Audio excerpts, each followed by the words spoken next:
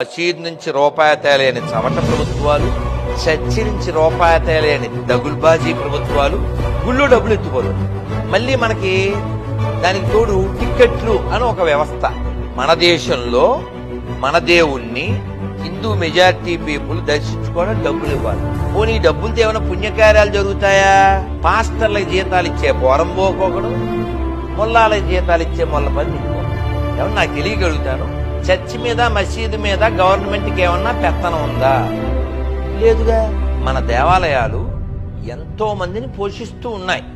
అప్పుడు ఇప్పుడు అది చిన్న మార్పు ఏమిటంటే, అప్పుడు దేవాలయాలకి రాజులు పొలాలు ఇచ్చేవారు, మాన్యాలు ఇచ్చేవారు, మనులు ఇచ్చేవారు, ధనం ఇచ్చేవారు. దౌర్భాగ్యం ఏంటంటే ఇప్పుడు పేద రాజులు కాబట్టి, మన గుళ్ళోంచి దొంగ రాజులు కాబట్టి గుళ్ళో డబ్బులు ఎత్తుపోతుంటారు.